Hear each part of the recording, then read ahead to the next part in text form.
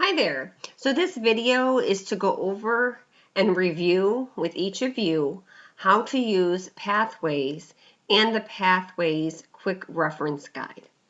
So you'll start with Staff Central, as that is our Grand Central Station, and we will click Tools and Resources to get to all the resources that's available to all the employees at Florida Virtual School. Going down to the Employee Tools section, you'll see there is a Pathways button as well as the Reference Guide. I want to click the Reference Guide first to show you that you don't have to sign in. It automatically brings up the video with our Margot George, our President of Human Resources, Vice President. Your roles are right here. So if you're a teacher, you'll learn all about your responsibilities and roles, ILs, and then if you're just support, you'll choose this one, etc. I also wanted to point out right here is a PLP guide, so you understand what a PLP is, and there's a great review of the 33 competencies that you do have the ability to choose from. Now, during your very first year, we basically have you start with the core competency. We give you the functional technical expertise competency. So when you click on that, you can see what it entails. That's what we're going to put into your PLP if you haven't done so already.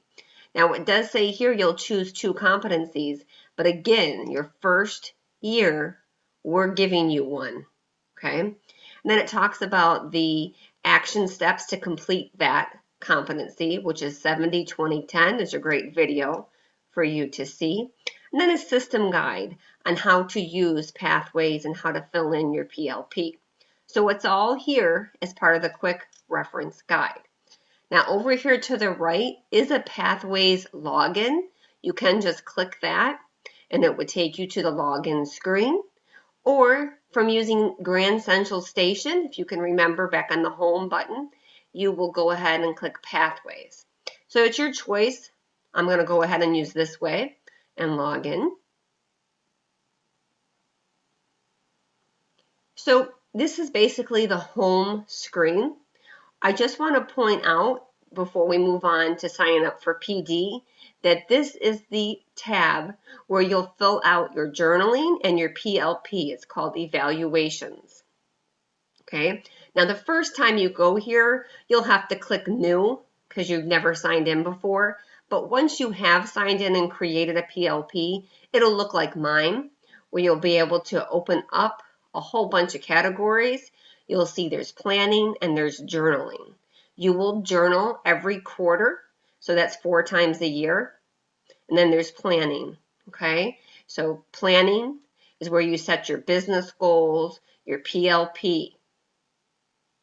So I'll just go ahead and click on the PLP to show you that I too had the same, very similar as you, functional technical expertise. And then I had that 70, 20, 10, just like each of you. And you'll just literally use the Excel spreadsheet that we did give you during your follow-up, and then you're going to copy and paste it in. Please know that your manager or your IL does have the authority to say no, that won't be the competency. But for the most part, most managers and ILs are on board with having functional technical expertise as your PLP in your first year at Florida Virtual School. So you can hit the back button to get out of there, or you can always go to Evaluations. It's up to you. So I'm going to go ahead and show you real quick the journal as well. So when I went here, journaling is down below. You'll see it says quarter 1. This is the employee comments. Then your manager also comments on your journal. Then quarter 2. Currently we're in quarter 3 as I'm making this video. So quarter 3, you click on it and you can add all sorts of comments of what you're working on. I'm sure that's very user friendly and you'll be able to figure that out. Just know that you don't submit it until your manager tells you to do so. Okay, so that's the evaluations.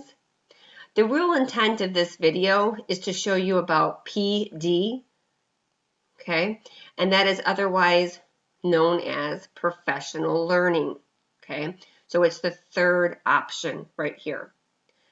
So I just wanted to say parts of your training plan, especially if you're in instruction, you do have to watch academic integrity videos. You have to sign up for them, as well as Blackboard Collaborate moderator training.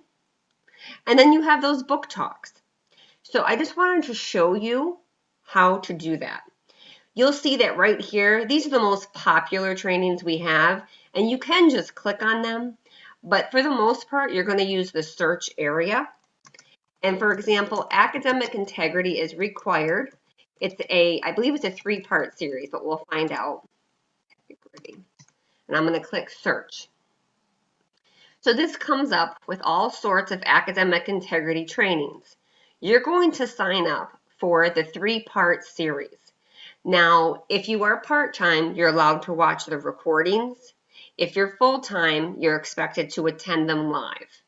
So you can see right here, you can click on that because it's a hyperlink, or you can just register. Okay, registering is great, and then that means you'll get an email saying, hey, it's time for your academic integrity Blackboard Collaborate session. Sign in and go to it. Let's go ahead and click on it so I can show you what it looks like. So as you can see, it's a 3-part series. It gives you a description of what's going to be covered in it.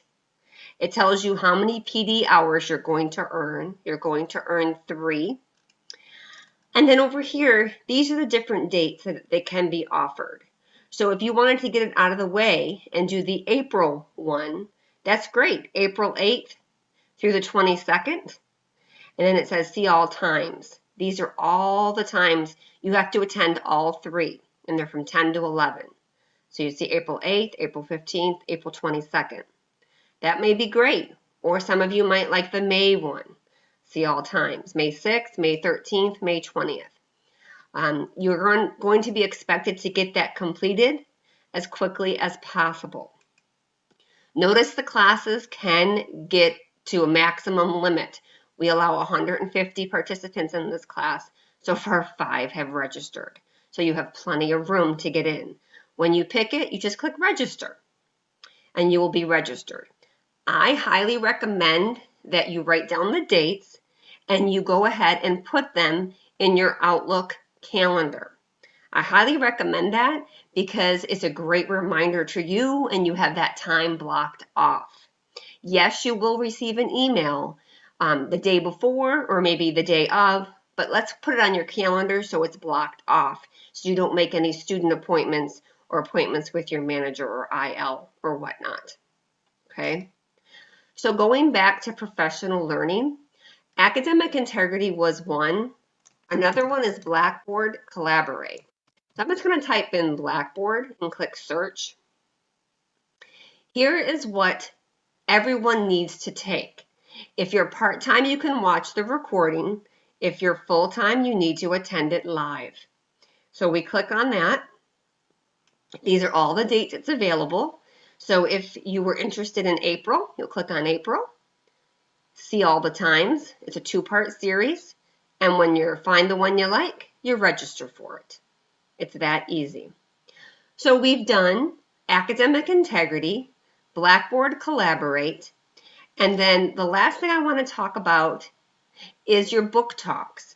So for example, you have one for raving fans. So you type in raving fan, and here it is, a 2-part series. You click on it. Let's see when the dates are. May 21st and May 28th. Now, just in case, if you ever typed in a book talk and there isn't an availability, you cannot be punished for that. You will have to keep checking, but sometimes we have a delay on offerings. That might happen with Happiness Advantage, I believe. Let's see. So if there is nothing available, your IL cannot, punish you for that. So for example, the Happiness Advantage, we currently have one that was offered in February, and it's a 2-part series. So you can see there is not one that you can sign up for. Not to be punished by you. There's nothing that you need to worry about. That just means it hasn't been put in the system yet.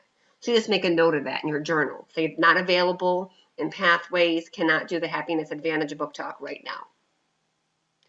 Okay, so once you do complete professional development, you do have to complete a survey, which lets the system know that you've completed it and to award you your credit. I don't believe I have anything here that says I have a survey to complete, but I'm going to double check. No, because I went to my home button and the surveys are here and it says you have no surveys. But if you have one that shows up, you have to click on it, complete the survey, and then once you do that, you are marking it complete so you can earn your PD points. If you don't complete the survey, you will not earn your PD points. Okay? So last but not least, in the course, the Transformations course, we do have under Systems information about Pathways. And it does go over basically the stuff I just went over with you during this video. I just wanted to make it to help you. Okay? So it is talking about doing the survey, take the survey so that you can earn the points to get credit for the training. Okay? Thanks, guys. I hope you found this helpful. Again, I just thought some of you might have been wondering, so I think this will be very helpful to each of you. Have a great day. Thank you. Bye-bye.